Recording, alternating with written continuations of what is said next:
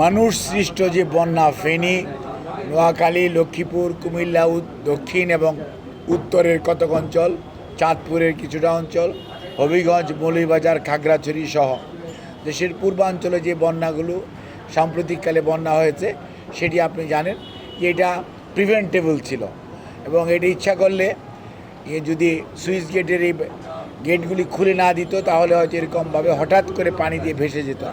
যদিও আমরা প্রায় ৭৬ জন মানুষ এই পর্যন্ত এই বন্যায় ভেসে গেছে এবং ত্রাণ কার্যক্রম পরিচালনা করতে যে আমাদের দলেরই দুইজন ছাত্র দলের দুজন কর্মী সেখানে শাহাদত বরণ করেছে। এর বাইরেও আমাদের ওই সমস্ত জেলার বিএনপি অঙ্গ সহযোগী সংগঠনসমূহ ত্রাণ কার্যক্রম পরিচালনা করতেছে।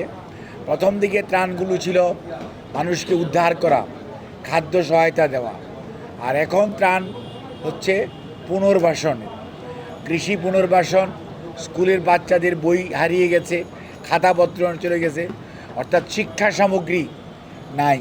শিক্ষা সামগ্রী দিয়ে বাচ্চাদেরকে স্কুল গোয়িং ছেলে মেয়েদেরকে সহায়তা করা। অনেকের বাড়িঘর ভেসে গেছে, সেই জন্য তাদেরকে ঘর বাড়ি করে দেওয়ার জন্য সাধ্যমতো বাংলাদেশ জাতীয়তাবাদী দল তার কেন্দ্রীয় ত্রাণ সহায়তা কেন্দ্রের মাধ্যমে স্থানীয় নেতৃবৃন্দকে সম্পৃক্ত করে দেশনায়ক জনাব তারেক রহমানের নির্দেশে আমাদের যে পুনর্বাসনের কার্যক্রম সেটি চলছে।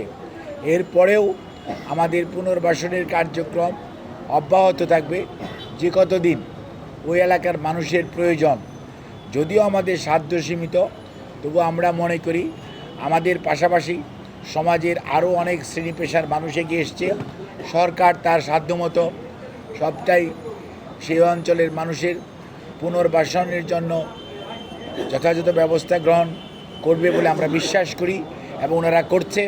সেই সাথে সরকারি বিভিন্ন প্রতিষ্ঠানও করছে।